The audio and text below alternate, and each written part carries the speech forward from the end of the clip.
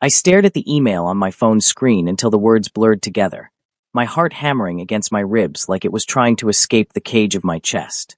The offer sat there, glowing in the dim light of my cramped studio apartment, a place I could barely afford for another week. Position: personal attendant at Eclipse Lounge. Room and board included. Salary negotiable based on performance. My fingers trembled as I scrolled through the requirements. No outside contact during work periods. Company phone provided.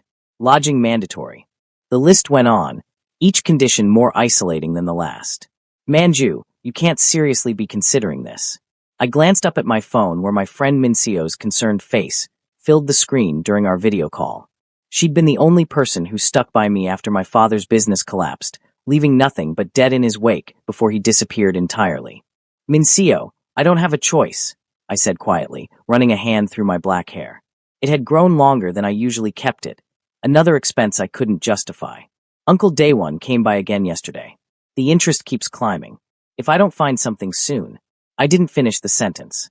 We both knew what happened to people who couldn't pay their debts in our world. The underbelly of Seoul didn't forgive financial failures. But an escort service? Minsio's voice dropped to a whisper. Manju, you're an Omega. These places, they'll take advantage of that.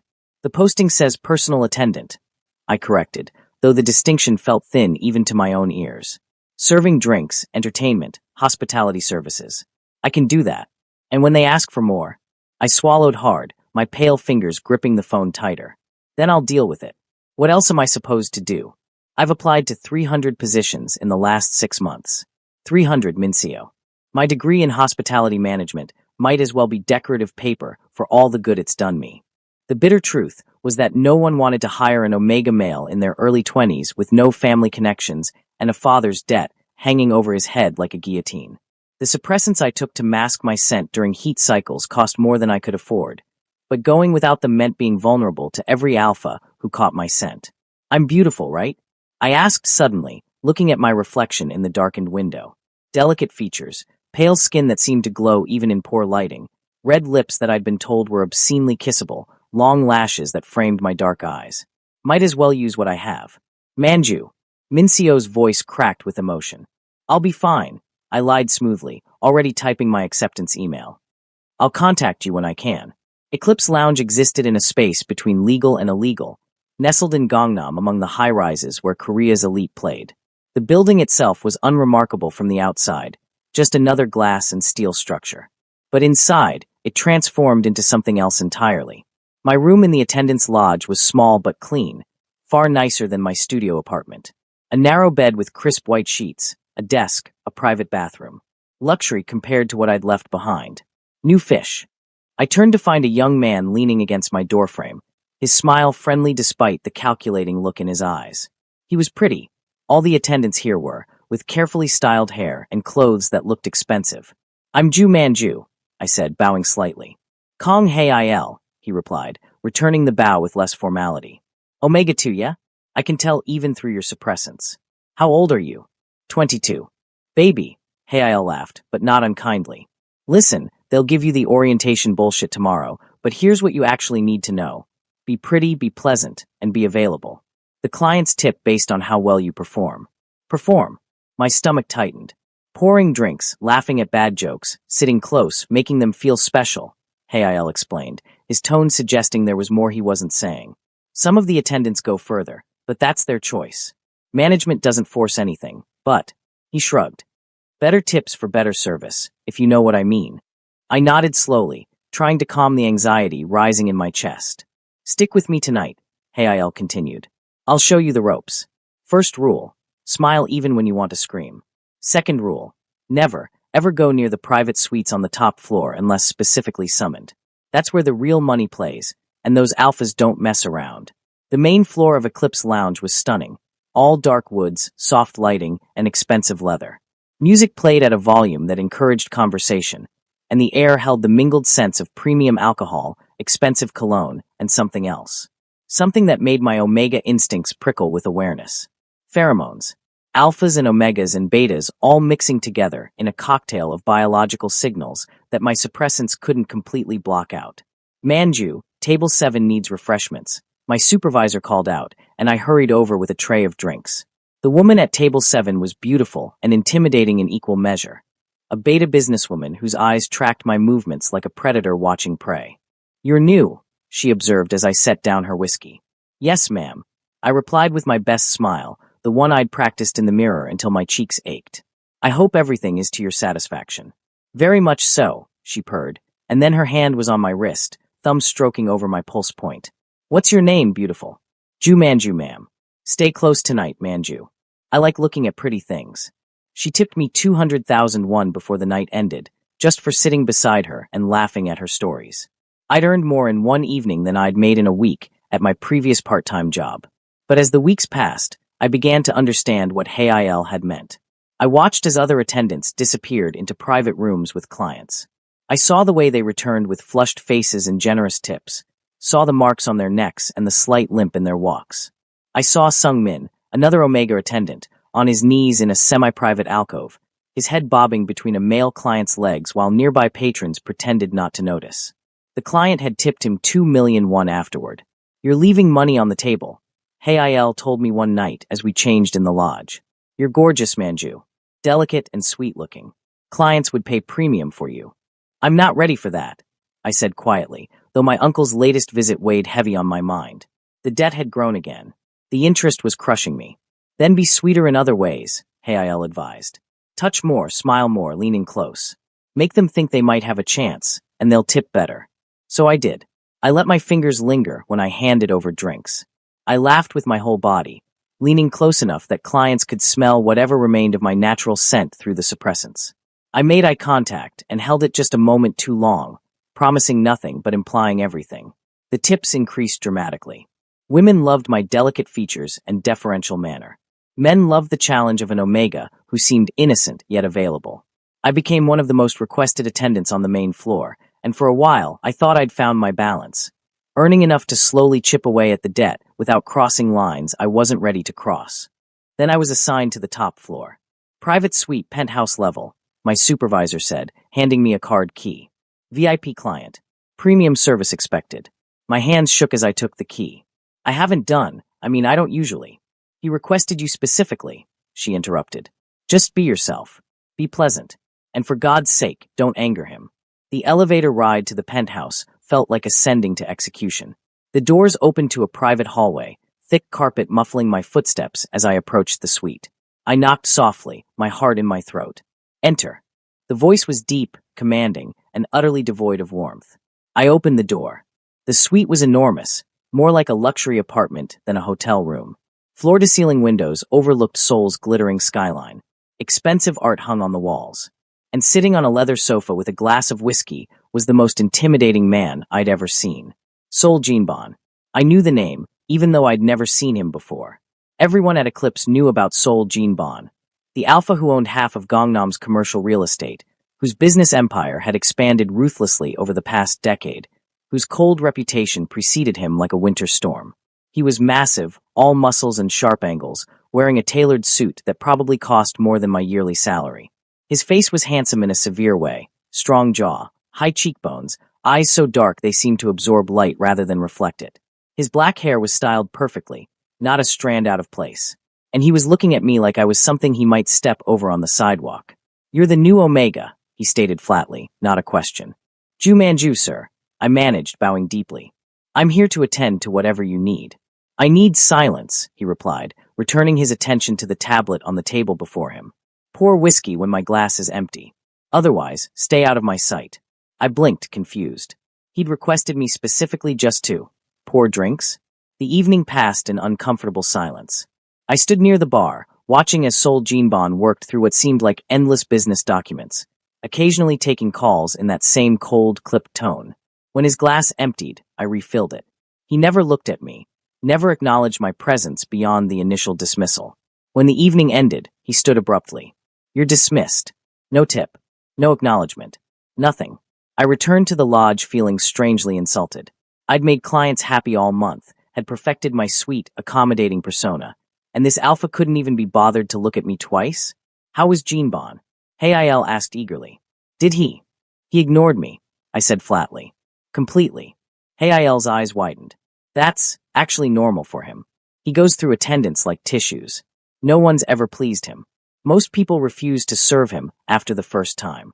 Well, I need the money, I muttered. If he requests me again, I'll go. He did. 3 more times over the next 2 weeks, and each time was identical. Silence, drink refills, dismissal, no tip. On the 4th visit, my patience finally snapped. Sir, I said boldly as I refilled his glass. May I ask you something? Sol Jinbon's eyes lifted to mine for the first time, and I nearly stepped back from the intensity of his gaze. No. Have I displeased you somehow? I pressed on, my frustration overriding my self-preservation instincts. Because I've served other clients and they've been satisfied, but you seem. I don't require your chatter, he interrupted coldly. I require your presence and your silence. If you cannot provide that, I'll request someone else. Something in his dismissive tone made my Omega instincts bristle with defiance instead of submission. I'm just trying to understand what you want from me. What I want, he said slowly, setting down his tablet and standing to his full, intimidating height, is for pretty little Omegas to stop assuming I need their validation. He crossed the room toward me, and I forced myself to hold my ground, even as every instinct screamed at me to submit to the alpha presence radiating off him in waves.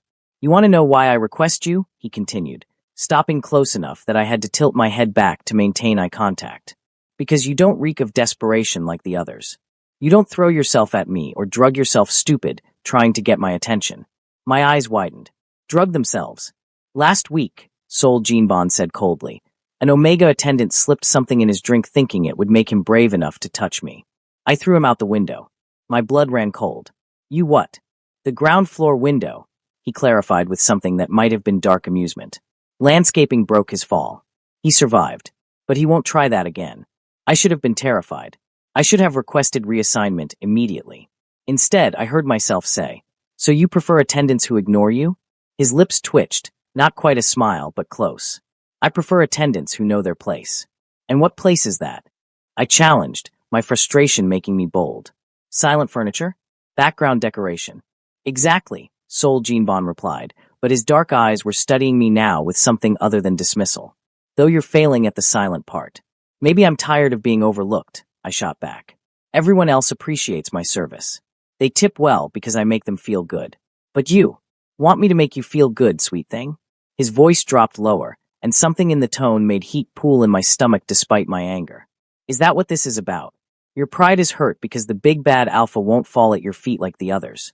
That's not, I started, but he stepped closer, and suddenly I was acutely aware of how much larger he was, how his presence seemed to fill the room. You have no idea what you're asking for, Sol Jinbon said softly, dangerously. I don't do sweet. I don't do gentle. I don't do the romantic fantasy you've probably built up in that pretty head. I didn't ask for romance, I retorted, though my voice came out breathier than intended. I asked for basic human decency. He laughed then, a short, harsh sound. Basic human decency. From me. In a place like this. His hand came up, fingers catching my chin and tilting my face up toward his. You're either incredibly naive or incredibly stupid. I should have pulled away. Instead, I held his gaze. Maybe I'm just tired of feeling invisible. Something shifted in his expression. A crack in the cold facade. His thumb brushed over my lower lip, and I felt the touch all the way down to my toes. Be careful what you wish for, Ju Manju, he murmured. Because if I stop seeing you as invisible, I'll see you as something else entirely. And I take what I want. My breath caught as his scent, alpha, expensive cologne, and something darkly spiced, wrapped around me despite my suppressants. What if? I started, my voice barely a whisper. What if that's what I want too? The words hung between us, dangerous and electric. I watched as Sol Jinbon's pupils dilated, watched the careful control slip just slightly. You don't know what you're saying, he said, but his grip on my chin tightened. Then show me, I challenged, the words escaping before I could stop them. For a long moment, he just stared at me. Then, slowly, deliberately, he released my chin and stepped back. Come here tomorrow night, he ordered. Same time. And Manju. His dark eyes burned into mine. Don't wear suppressants. He dismissed me without another word, but as I left the suite on shaking legs, I found an envelope on the table by the door. Inside was 10 million won. I didn't sleep that night. I lay in my narrow bed in the lodge, staring at the ceiling while my mind raced in circles around Sol Jinbon's command. Don't wear suppressants. He wanted to scent me. Really scent me. The thought terrified and thrilled me in equal measure. You look like death, Hail observed the next morning as we prepared for the day shift. What happened with Jinbon? I couldn't tell him. Couldn't explain the 10 million one hidden in my room, or the way my body had responded to Soul Jinbon's proximity. He tipped me, I said simply. Hail's eyebrows shot up. He what? Soul Jinbon doesn't tip. Ever. What did you do? I talked back to him. You. Hail grabbed my shoulders, eyes wide with horror. Manju, are you insane? People who anger Jinbon end up in hospitals. Or worse. He didn't seem angry, I said quietly, remembering the heat in his dark eyes. He seemed interested. Interested is worse, Hail warned. Listen to me very carefully. Soul Jinbon is dangerous. Not just powerful, but genuinely dangerous. He doesn't have relationships. He has transactions.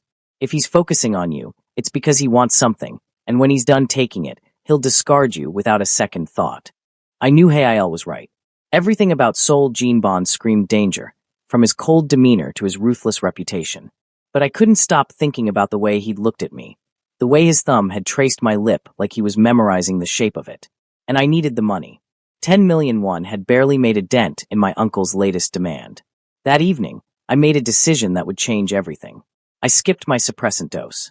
The elevator ride to the penthouse felt different this time. My natural scent, sweet, with notes of vanilla and something florally delicate, began to emerge as the suppressants wore off. I could smell myself, which meant any alpha nearby would smell me even more strongly. By the time I reached Soul Jinbon's suite, my hands were trembling. I knocked. Enter. He was standing by the windows this time, looking out over the city with a glass of whiskey in hand. He didn't turn as I stepped inside, but I saw his shoulders tense. Close the door, he ordered, his voice rougher than usual. Lock it. I obeyed, my heart hammering. The click of the lock sounded impossibly loud in the quiet suite. Come here. I crossed the room on unsteady legs, stopping a few feet behind him. This close, I could smell him too, that dark, spiced alpha scent that made my omega instincts sing with want. Closer. I stepped forward until I was directly behind him, close enough to feel the heat radiating from his body. You followed my instruction, Soul Jinbon observed, still not turning. Good. Your scent is. He paused, and I watched his reflection in the window as his jaw clenched. Intoxicating. Thank you, sir, I whispered. Don't thank me yet. Finally, he turned, and the look in his eyes made my breath catch. Pure, predatory hunger. Do you understand what you've done, Ju Manju? Coming here without suppressants is an invitation. A submission. I know. Do you? He moved closer, and I had to fight the urge to step back. I told you I don't do gentle. I don't do sweet. What I want from you isn't romance or tenderness. It's raw and it's rough, and it will leave marks. My pulse raced, fear and arousal tangling together. I understand. I don't think you do, Soul Jinbon continued, circling me slowly like a predator assessing prey. But you're about to learn. Tell me something. Why are you really here? What do you want from me? The question caught me off guard. I could lie, could pretend it was just attraction, but something in his penetrating gaze demanded honesty. Money, I admitted quietly. I need money. My father left debts that are crushing me, and I'm desperate enough to do whatever it takes to survive. I expected disgust or dismissal. Instead, Soul Jinbon smiled, a sharp, dangerous expression that didn't reach his eyes. Honest. I appreciate that. He stopped in front of me, close enough that his scent enveloped me completely. Here's my offer, sweet Jinx. I'll pay you 50 million won for tonight, for complete access to your body, to do with as I please. You'll submit to everything I want, without complaint, without resistance. And if you please me, there will be more nights and more money. 50 million won. The number made my head spin. That was enough to pay off a significant portion of the debt, enough to buy myself breathing room. And if I don't please you? I asked. Then this ends, and you'll have at least gotten paid for trying. His hand came up, fingers threading through my hair with surprising gentleness. But I think you'll please me just fine. You've already gotten under my skin, and I don't like things under my skin. I need to fuck you out of my system. The crude words should have repulsed me. Instead, heat pooled low in my belly. 50 million won, I repeated, trying to steady my voice. For one night. For complete submission, he corrected. Safe word is red. Use it if you need to stop. Otherwise, your body belongs to me until dawn. Do we have an agreement? I thought of my uncle's threatening visits, of the cramped apartment I could barely afford, of the weight of debt crushing me slowly. I thought of Minsio's worried face and my own desperate job search. And I thought of the way Soul Jinbon looked at me. like I was something he wanted to possess, to consume, to own. Yes, I whispered. We have an agreement.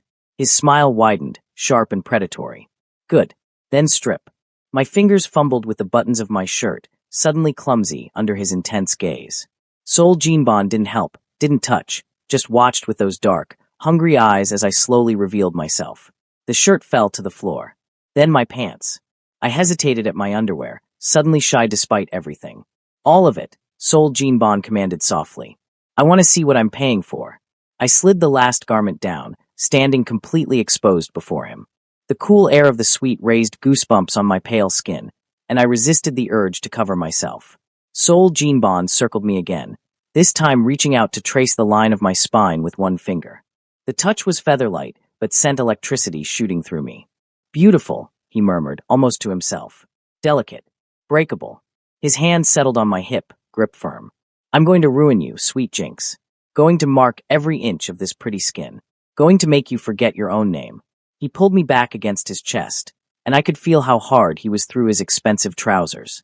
One hand slid up to wrap around my throat, not squeezing, just holding, asserting dominance. Say my name, he ordered, his lips brushing my ear. Sol Jinbon, I breathed. Again, like you're begging. Sol Jinbon, I repeated, putting desperation into it. Please. Please what? His other hand moved lower, fingers dancing over my hip bone, my inner thigh, everywhere except where I was beginning to ache for his touch. Use your words, Manju. Please touch me. I gasped out, shame and need warring in my chest. Not yet. He released me suddenly, stepping back. On your knees. Crawl to the bedroom. The command should have humiliated me. Instead, I found myself obeying, sinking to my hands and knees and crawling across the plush carpet, while Sol Jinbon followed behind me. I could feel his eyes on me, could imagine how I looked, completely bare and vulnerable, my submission on full display. The bedroom was dominated by an enormous bed with black silk sheets. Sol Jinbon gestured to it. On your back. Hands above your head. I climbed onto the bed, settling into position. He produced silk ties from a drawer, expensive, soft, designed for exactly this purpose. I'm going to restrain you, he explained as he secured my wrists to the headboard. You'll be helpless. At my mercy. If that frightens you, say red now. My heart pounded, but I shook my head. I won't use it. We'll see, he said darkly. Then his hands were on me, and I lost all capacity for coherent thought. Sol Jinbon took his time, mapping every inch of my body with his hands and mouth. He found sensitive spots I didn't know I had, drawing gasps and moans from me that I couldn't contain. When I arched into his touch, he pulled away. When I tried to stay still, he rewarded me with more attention. It was torture. Exquisite torture. You're responsive, he observed, his voice rough with desire as his fingers worked me open with clinical efficiency. I like that. I like the sounds you make. I was beyond shame now, lost in sensation. When he finally entered me, hard, demanding, overwhelming, I cried out loud enough that I was grateful the suite was soundproofed. He wasn't gentle. True to his word, Sol Jinbon took what he wanted without softness, setting a punishing pace that had me gasping and writhing beneath him. But there was skill in his roughness, a dark expertise that somehow found pleasure in the intensity. Look at me, he commanded, and I forced my eyes open to meet his gaze. I want to see your face when you fall apart. The eye contact was somehow more intimate than anything else, being seen, being witnessed in my complete surrender. Sol Jinbon's dark eyes held mine as he drove me higher and higher until I shattered, pleasure crashing over me in waves so intense I forgot how to breathe. He followed moments later, his control finally breaking as he found his own release. Afterward, as I lay trembling and marked, bite marks on my shoulder, bruises forming on my hips, my lips swollen from his demanding kisses, Sol Jinbon untied my wrists with surprising care. You pleased me, he said simply, pressing a glass of water into my shaking hands. Rest. We're not done. Not done. I managed weakly. His smile was wicked. Sweet Jinx, I said until dawn. It's barely midnight. He kept his word. 3 more times that night he took me, against the wall, bent over the desk, finally in the massive bathtub where he washed me with unexpected thoroughness before taking me again in the warm water. By the time dawn broke over Sol, I was utterly spent, marked inside and out, my voice hoarse from crying out his name. Sol Jinbon dressed in fresh clothes, looking completely unaffected while I could barely move. He placed an envelope on the nightstand. 50 million won as agreed, he said. Plus a bonus for exceeding expectations. Same time next week, if you're willing. I stared at him, my exhausted mind struggling to process. Next week. Did you think once would be enough? He leaned down, his hand cupping my jaw with unexpected gentleness. I told you, sweet Jinx, you're under my skin now. And I don't share. You'll serve no other clients. Only me. But I'll compensate you accordingly. His thumb brushed over my lower lip. 50 million per week, plus bonuses for particularly good performances. All you have to do is be available when I want you. The money was staggering. More than I'd make in years of regular work. But the possessiveness in his tone, the casual assumption that I belonged to him now. What if I say no? I asked quietly. Sol Jinbon's expression didn't change, but something dangerous flickered in his eyes. Then I'll be very disappointed. And you'll go back to serving other clients, taking their hands on your body, their tips for your smiles. Is that what you want? The thought of anyone else touching me after this night made my stomach turn. Sol Jinbon had ruined me thoroughly. Not just physically, but in some deeper way I didn't fully understand yet. No, I whispered. I don't want that. Then we have an arrangement. He pressed a kiss to my forehead, the first tender gesture of the entire night. Rest, sweet Jinx. You'll need your strength. He left me there, alone in his bed, surrounded by the evidence of what I'd become. A month passed in a blur of expensive hotel suites and increasingly intense encounters. True to his word, Sol Jinbon paid me 50 million won per week, sometimes more when he was particularly pleased with my performance. The money was life-changing. I'd paid off a third of my father's debt, and my uncle's threatening visits had become less frequent. I could afford proper meals, new clothes, even started saving. But the cost was becoming clear in other ways. You look exhausted, Hayael observed one afternoon in the lodge. We rarely crossed paths anymore since I'd been taken off the regular rotation, but he'd sought me out specifically. And those marks on your neck, Manju, what's happening with Jinbon? I pulled my collar higher, trying to hide the fresh bite marks Sol Jinbon had left just last night. He'd become increasingly possessive, marking me where others could see, as if declaring ownership. I'm fine, I lied. It's just, he's isolating you, Hayael interrupted, his voice tight with worry. You don't work the floor anymore, don't interact with other clients, barely talk to the rest of us. Manju, this isn't healthy. It's 50 million won per week. I shot back, more defensively than intended. I can't walk away from that, even if it costs you everything else. Hayael grabbed my arm, forcing me to meet his eyes. You're becoming his possession, not his employee. There's a difference. I wanted to argue, but the words died in my throat. Because Hayael was right. Sol Jinbon's control over me had expanded beyond our contracted hours. He'd given me a phone, his phone, with his number programmed in and all other contacts blocked. He'd moved me to a private room in the lodge, separated from the other attendants. He'd started leaving clothes in his suite for me to wear, expensive designer pieces that fit perfectly because he'd somehow learned my exact measurements.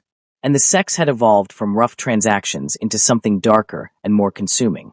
Sol Jinbon pushed my boundaries constantly, introducing new elements, restraints, blindfolds, toys I'd never imagined existed. He took me in increasingly risky places. Against the window overlooking the city, in his office during business hours with the door unlocked, once in a semi-private alcove of the main lounge where anyone could have walked by. That last time had terrified and aroused me in equal measure. Sol Jinbon had bent me over a snooker table, one hand over my mouth to muffle my sounds, while voices and laughter drifted from nearby. The risk of discovery, the sheer audacity of claiming me in a semi-public space, had made the encounter explosively intense. Afterward, as I trembled against him, Sol Jinbon had whispered in my ear, "Everyone here needs to know your mind, sweet Jinx, that this body belongs to me." The possessiveness should have alarmed me. Instead, some twisted part of my omega biology responded to it, craved it, found security in being wanted so intensely. I can handle it, I told Hayael, pulling my arm free. I know what I'm doing. Hayael's expression was sad. I hope so, Manju. I really hope so. That night, Sol Jinbon seemed different. More tense, more aggressive. He'd pulled me into his suite and immediately pushed me against the wall, his mouth claiming mine in a bruising kiss. Did someone touch you today? He demanded against my lips, his hands already working at my clothes. Did anyone look at you? What? No, don't lie to me. His teeth found my throat, biting down hard enough to make me gasp. I can smell another alpha on you. Hayael, I managed. He's a friend. He was just talking to me. I don't care if he's the fucking Pope, Sol Jinbon snarled. You don't let other alphas near you. You don't let them touch you. You belong to me. The possessive fury in his voice should have frightened me. Instead, it sent heat coursing through my body, made my Omega instincts sing with twisted satisfaction. I'm sorry, I whispered, going pliant in his hold. I'm sorry, it won't happen again. No, it won't. He spun me around, pressing my face against the cool wall. Because I'm going to remind you exactly who owns this body. What followed was intense even by our standards. Sol Jinbon taking me with a fierce desperation that felt less like desire and more like claiming, marking, possessing. He left bruises in the shape of his fingers on my hips, bite marks across my shoulders, my voice raw from crying out. But afterward, as I lay catching my breath, something unexpected happened. Sol Jinbon gathered me into his arms, holding me against his chest with uncharacteristic tenderness. His hand stroked through my sweat-dampened hair, and I felt his lips press against my temple. I don't share, he murmured, and for the first time, I heard something other than cold possession in his voice. Something almost vulnerable. I can't share you, Manju. The thought of anyone else touching you makes me violent. Why? I asked softly, turning in his arms to look up at his face. Why does it matter so much? Sol Jinbon's dark eyes met mine, and for a moment, I saw past the ruthless alpha exterior to something raw and uncertain beneath. I don't know, he admitted quietly. I've never felt like this before. It's consuming me. You're consuming me. My heart did something complicated in my chest. This was the first real emotion Sol Jinbon had shown beyond lust and possessiveness, a crack in his armor that revealed actual feeling. Jinbon, I whispered, reaching up to touch his face. What are we doing here? What is this? I don't know, he repeated, but his arms tightened around me. I just know I can't let you go. Won't let you go. We stayed like that for a long time, wrapped in each other's arms, the space between transaction and something more growing dangerously thin. The shift in our dynamic didn't happen overnight, but it happened. Sol Jinbon started asking me questions about my life, my family, my dreams before everything fell apart. He listened when I talked about my father's business collapse, about my uncle's harassment, about feeling like I'd lost myself in the pursuit of survival. He told me things too, in carefully measured doses, about building his empire from nothing, about the ruthlessness required to survive in his world, about the loneliness of being feared rather than loved. People see the money and the power, he said one night as we lay tangled in his sheets. They don't see the cost, the isolation, the fact that I can't trust anyone because everyone wants something from me. I want something from you, I pointed out. I want your money. Yes, but you're honest about it. His fingers traced patterns on my bare shoulder. You don't pretend to care. Don't try to manipulate me with false affection. It's refreshing. Would you want me to care? I asked carefully. If I did. Sol Jinbon was quiet for a long moment. I don't know how I'd handle it, he finally admitted. I don't know how to do feelings. Relationships. I only know how to take what I want. You're gentler than you think, I said softly. After. When you hold me. That's not taking, that's giving. He made a sound that might have been a laugh. You're dangerous, sweet Jinx. Making me soft. But he didn't let me go. And the next night, he was even gentler, still intense, still commanding, but with moments of tenderness woven through the passion. A kiss that lingered. Fingers that caressed rather than just claimed. Whispered praise against my skin. I was falling for him. The realization hit me one night as I watched him work at his desk, his brow furrowed in concentration. I was falling for Sol Jinbon, the dangerous alpha who had bought my body but was somehow claiming my heart as well. It was the most terrifying thing I'd ever experienced. The trouble started when Kim Taehyun arrived at Eclipse Lounge. He was beautiful, an alpha in his late 20s with warm eyes and an easy smile, the kind of man who looked like he belonged on magazine covers. And from the moment he saw me serving drinks on the main floor, Sol Jinbon had finally allowed me back to occasional shifts. He was interested. You must be the famous Ju Manju, Taehyun said, his smile genuinely friendly. I've heard the other attendants talking about you. The most beautiful Omega in Seoul, they say. I blushed despite myself. After weeks of Sol Jinbon's intensity, Taehyun's easy charm was disarming.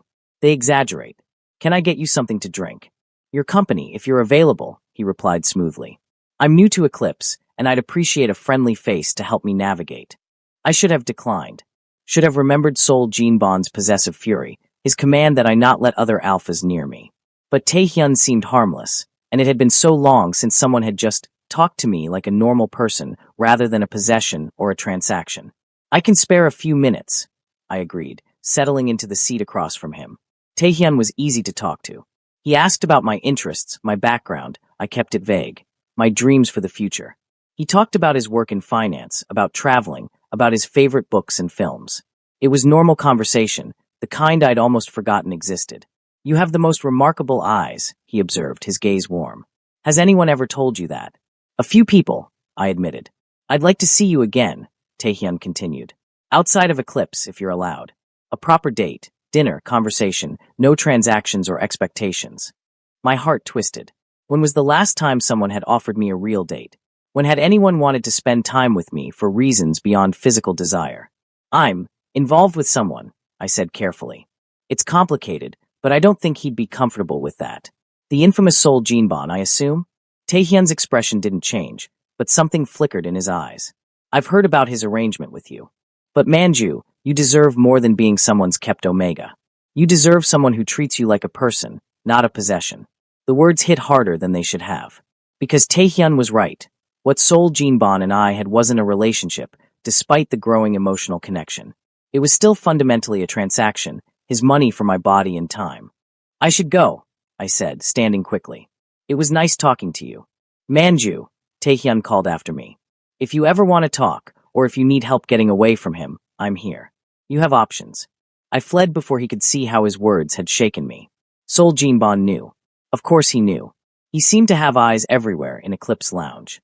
That night, he was waiting for me in his suite, and the moment I entered, I could feel the dangerous energy radiating off him. Who was that alpha you were talking to? He asked coldly. A new client. Kim Taehyun. He was just. He touched your hand. Seol Jinbon interrupted. I saw it. He touched you, and you let him. It was nothing, just. I didn't get to finish. Seol Jinbon moved with frightening speed, pinning me against the door, his hand wrapped around my throat in a hold that was more possessive than threatening. Nothing, he repeated, his voice dangerously soft. An alpha touches what's mine, and you call it nothing? I'm not. I started, then stopped. Because wasn't I? Hadn't I become exactly that? His possession? Say it, Seol Jinbon commanded, his grip tightening slightly. Say you're mine. I'm yours, I whispered, hating how easily the words came, hating how right they felt. Again, I'm yours, Jinbon. Only yours. Something in his expression cracked, the cold fury giving way to something more desperate. Then why does it terrify me? He asked, almost to himself. Why does the thought of losing you make me want to burn the entire world down? He released my throat, but only to crush his mouth against mine in a kiss that was more desperation than desire. When he pulled back, his forehead rested against mine. I don't know how to do this, he admitted roughly. Don't know how to want someone without trying to own them completely.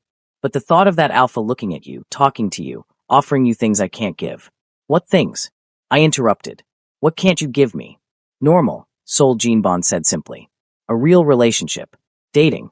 Romance. All the things you deserve instead of this fucked up arrangement. My heart ached at the raw honesty in his voice. What if I don't want normal?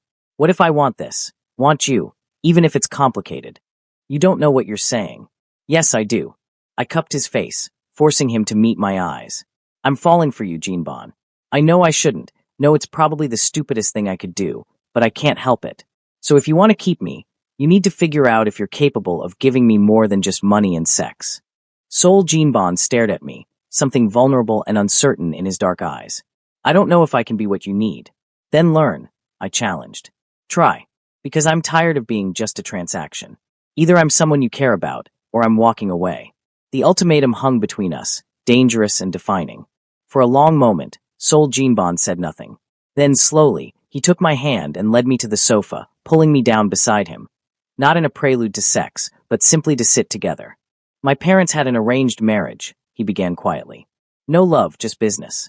My father was cruel to my mother, treated her like property.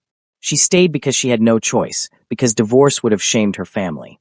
I watched her wither away, becoming smaller and smaller until she was just a shadow. He paused, and I squeezed his hand encouragingly. I swore I'd never be like my father, Seol Jinbon continued. Never trap someone, never make them feel owned.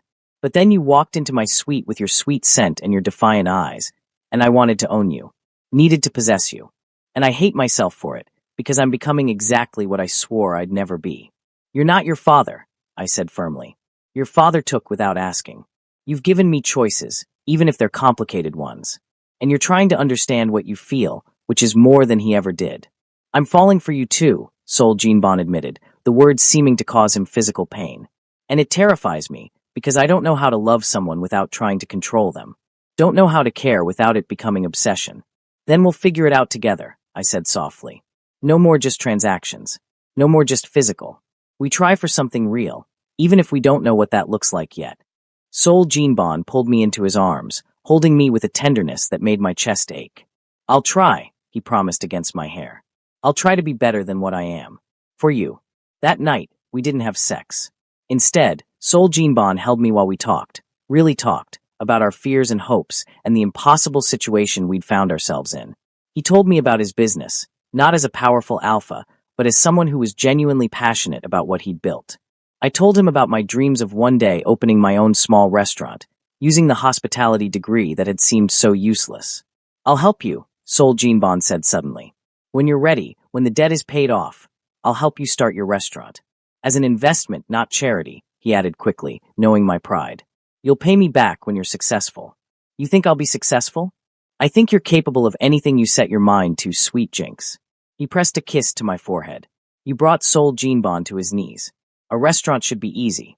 I laughed, the sound surprising us both in its genuine happiness. Maybe, just maybe, we could make this work. The peace lasted exactly 3 days before Kim Taehyun made his move. I was leaving Eclipse after an early shift when he appeared, his easy smile in place. Manju, do you have a moment? I really shouldn't. Please. Just 5 minutes. Against my better judgment, I agreed. We walked to a nearby coffee shop, public and safe, and settled at a corner table. I've been asking around about Sol Jinbon, Taehyun began without preamble. About his reputation, his history with Omegas. Manju, he's dangerous. 3 previous escorts have ended up in hospitals after displeasing him. My blood ran cold. What? He's obsessive, possessive, violent when challenged. Taehyun leaned forward, his expression genuinely concerned. You seem like a good person who's gotten trapped in a bad situation. I want to help you get out before you become another casualty. Jinbon wouldn't hurt me, I protested, but uncertainty crept into my voice. How well did I really know him? Our relationship was still so new, so undefined. Maybe not intentionally, Taehyun allowed, but his obsession will destroy you. It's already isolating you, changing you. I've seen it happen before with alphas like him. Why do you care? I asked bluntly. You don't know me. Because I know what it's like to be trapped, Taehyun said softly. My Omega brother was in a similar situation, a powerful alpha who claimed to care but really just wanted to own him. By the time we got him out, he was a shell of who he'd been. I don't want to see that happen to you. His sincerity was evident, and his words resonated with my deepest fears. Was I losing myself in Sol Jinbon's intensity? Was our attempt at a real relationship just another form of possession? I need to think, I said, standing abruptly. Thank you for your concern, but I can handle my own situation. My offer stands, Taehyun called after me. If you need help, I'm here. I didn't tell Sol Jinbon about the conversation. I should have, but I was afraid of his reaction, afraid of confirming Taehyun's warnings, afraid of the violence that might erupt. Instead, I pulled away slightly, testing the boundaries of our new relationship. I was less available, took longer to respond to his messages, suggested we space out our meetings. Sol Jinbon noticed immediately. What's wrong? He demanded one night, catching my wrist as I tried to leave his suite early. You've been distant all week. Did I do something? No, I need some space, I said, unable to meet his eyes. This is all moving so fast, and I need time to think. Space. He repeated the word like it was foreign. You want space. From me. Jinbon, please. Did that alpha get in your head? His grip on my wrist tightened, not quite painful but possessive. Did Kim Taehyun tell you lies about me? They're not lies if they're true. I shot back before I could stop myself. You have a history, Jinbon. A violent history. And I'm starting to wonder if I'm just the latest Omega who's going to end up broken because of you. The words hung between us, ugly and accusatory. Sol Jinbon's face went carefully blank, the cold mask he wore for the world sliding back into place.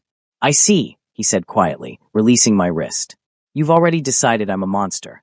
That everything between us was just me manipulating you. That's not what I said. Isn't it? He turned away, his shoulders rigid. You want to know about my history, Manju? Yes, 3 Omegas ended up in hospitals. One tried to blackmail me with false abuse claims. My security stopped him with appropriate force. One overdosed on drugs in my suite and needed emergency medical care.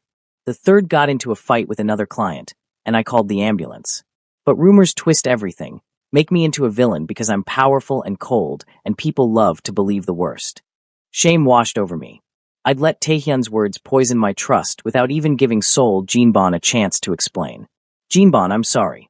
Sorry isn't enough, he interrupted, his voice sharp with pain. I've been trying, Manju. Trying to be better, to open up, to give you the relationship you wanted despite having no idea how. And the moment someone plants doubt, you believe them over me. Over what we've been building. I was scared, I admitted, tears burning in my eyes. Scared of losing myself, scared of being owned, scared that this intensity between us isn't sustainable. And running to another alpha is your solution? Seol Jinbon's laugh was bitter. Let me guess, he offered to rescue you, to give you a normal relationship, all the things I supposedly can't provide. He offered to help. He offered to take you from me. Seol Jinbon corrected coldly. That's what this is about.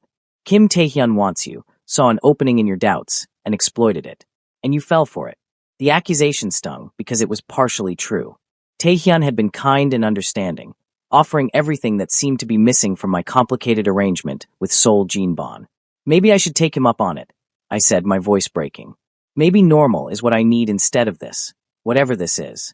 Seol Jinbon finally turned to face me, and the look in his eyes made my heart crack. Not anger, but devastation. If that's what you want, he said quietly, then go. I won't stop you. I won't force you to stay if you don't want to be here. Jinbon, go Manju. He walked to his desk, pulling out an envelope. Here's payment for the month, plus a bonus. Consider our arrangement terminated. He was letting me go. Actually letting me go, despite his possessive nature, despite his obsession.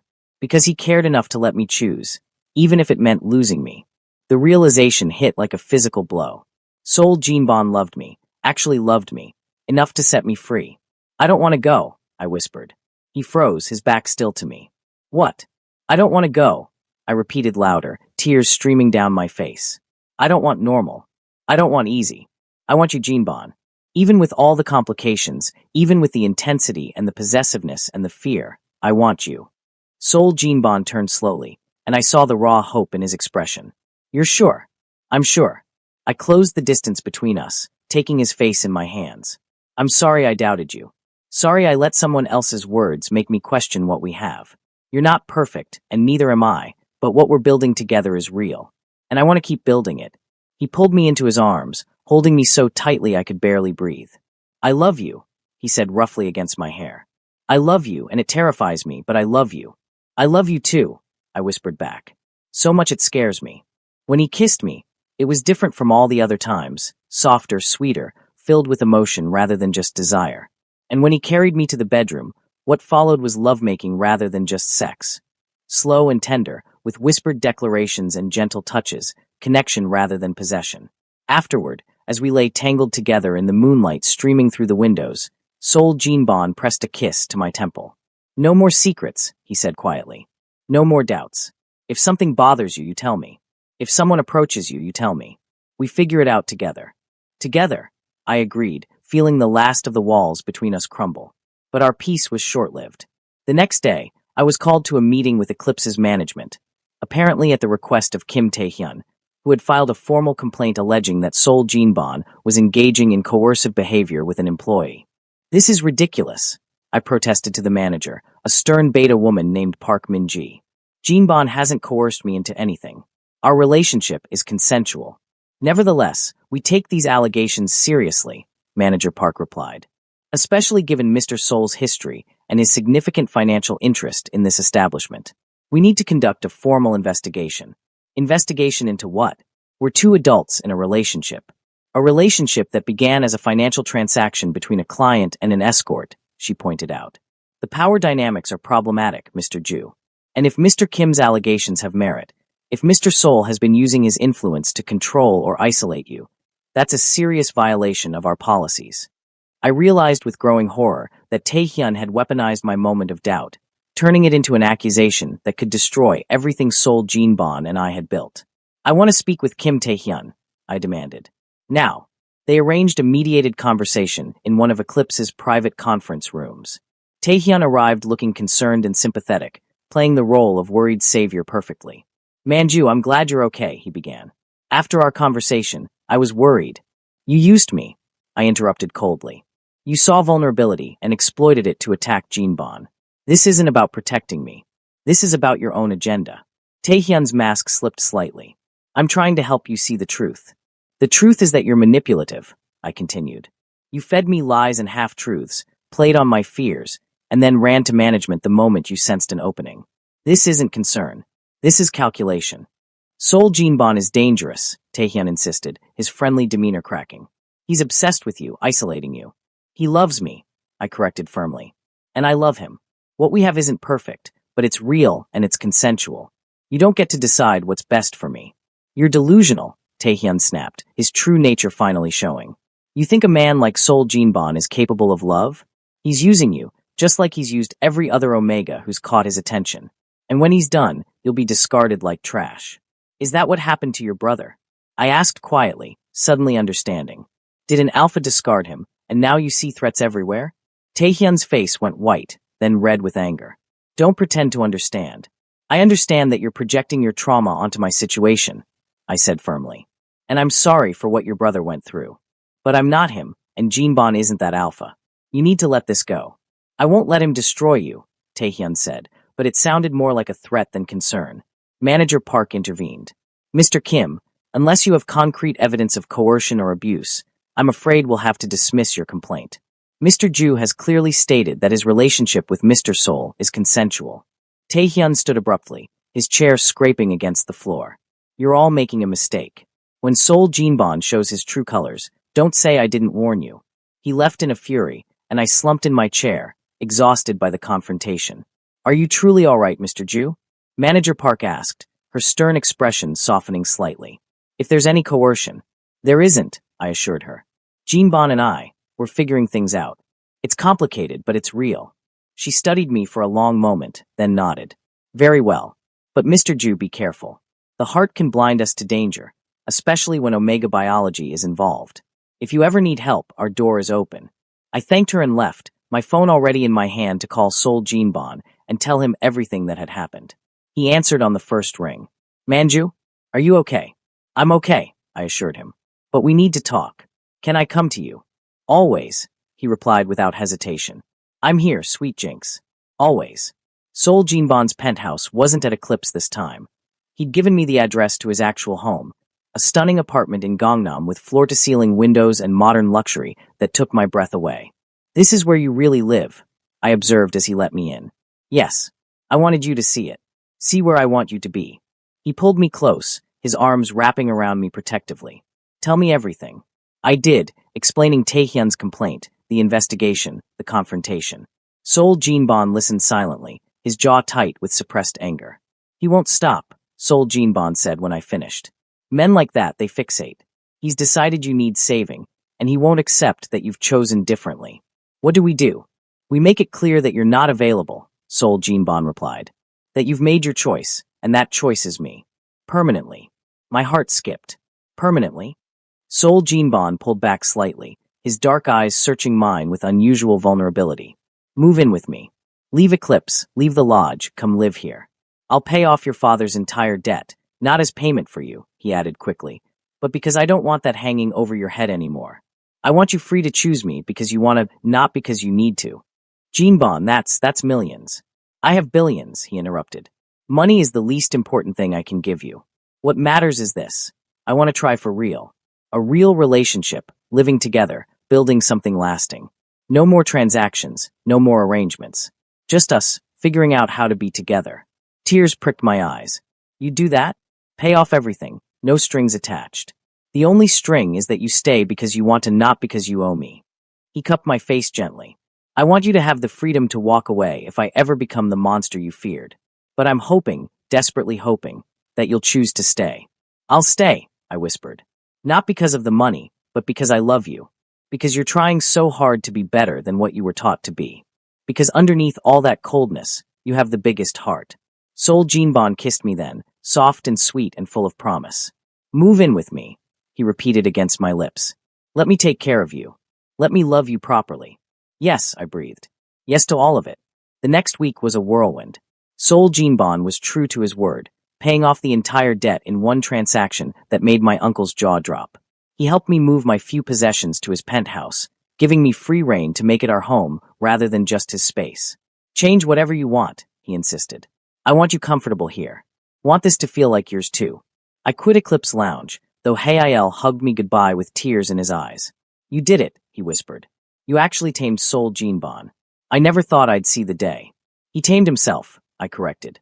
I just gave him a reason to try. Sol Jinbon also made good on his promise to invest in my restaurant dream. We toured potential locations together, discussed business plans, interviewed potential partners. He was supportive without being controlling, offering advice when asked but letting me make the final decisions. This is your dream, he reminded me. I'm just here to help make it real. Our physical relationship evolved too. The intensity remained, but it was balanced with tenderness. Sol Jinbon learned to read my moods, to know when I needed gentle and when I craved rough. We explored each other in new ways, building trust and intimacy that went far beyond physical pleasure. One night, as we lay tangled together after making love, Sol Jinbon traced patterns on my bare back. I want to mark you, he said quietly. Properly. A mating mark. I went still. A mating mark was permanent. A bite during intimacy that would bond us biologically, make me forever his omega. It was the ultimate commitment in our world. Are you sure?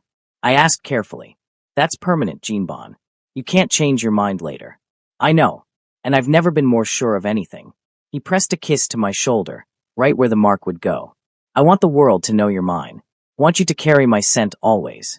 Want to be bonded to you in every way possible. When? I whispered, my heart racing. Whenever you're ready. Today, tomorrow, a year from now. I'll wait until you're sure too. I turned in his arms, meeting his dark eyes. I'm ready now. Mark me, Jinbon. Make me yours completely. The look of pure joy on his face was worth everything. He made love to me slowly, reverently, building the pleasure until we were both trembling. And at the moment of climax, his teeth sank into my shoulder, a claiming bite that sent electricity through every nerve ending. The bond snapped into place, and suddenly I could feel Sol Jinbon's emotions as clearly as my own. Love, possessiveness, satisfaction, and underneath it all, a desperate relief that I was finally, irrevocably his. My Omega, he murmured against my marked skin. My sweet Jinx. Mine forever. Yours forever, I agreed, feeling the truth of it resonate through our new bond. Kim Taehyun made one last attempt to interfere, showing up at our penthouse unannounced 2 weeks later. Sol Jinbon answered the door, and the temperature seemed to drop 10 degrees. You're not welcome here, Sol Jinbon said coldly.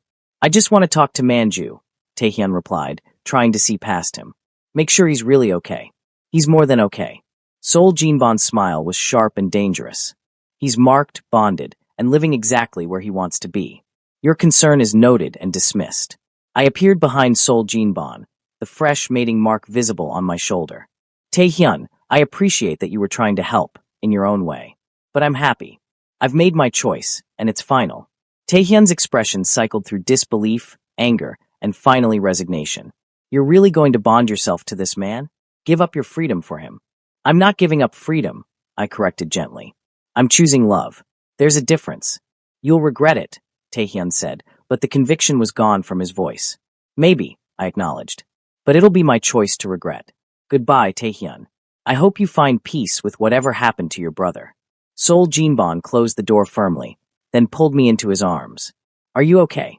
I'm perfect, I assured him, feeling the bond between us pulse with warmth. I have everything I need right here. 6 months later, my restaurant opened to critical acclaim. Sol Jinbon insisted on being present for every important moment, from menu tastings to the grand opening. He was proud without being overbearing, supportive without trying to control. You did this, he said as we stood in the successful restaurant, watching satisfied customers enjoy their meals. Built something beautiful from nothing. We did this, I corrected, taking his hand. I couldn't have done it without your support. You could have, Sol Jinbon argued. But I'm glad you didn't have to. That night, back at our penthouse, Sol Jinbon presented me with a small velvet box. What's this? I asked, opening it to reveal a simple but elegant silver ring. A promise, he said softly, that I'll spend every day trying to be worthy of you, that I'll never take your love for granted, that I'll protect what we've built together with everything I have. Jinbon. Tears spilled down my cheeks as he slipped the ring onto my finger. I know we're already bonded, he continued, but I wanted to give you something more, a symbol that what we have isn't just biology or fate, but choice. Every day, I choose you, Manju. And I hope you'll keep choosing me. Always, I promised, pulling him into a kiss that was salt-sweet with happy tears. I'll always choose you. Our life together wasn't perfect. Soul Gene Bond still had moments of intense possessiveness, and I still struggled with independence versus reliance. But we worked through every challenge together, learning to compromise and communicate, growing stronger as a couple with each obstacle overcome. The boy who had walked into Eclipse Lounge desperate and broken was gone. In his place was a man who had found himself, found love, and found the courage to claim both. And Soul Gene Bond, the ruthless alpha who had thought himself incapable of love, had proven that even the coldest hearts could thaw given the right reason. We had both been changed forever by the sweet jinx of falling in love against all odds. 1 year later, I stood in our bedroom, adjusting my tie in the mirror. Behind me, Soul Gene Bond approached, wrapping his arms around my waist and pressing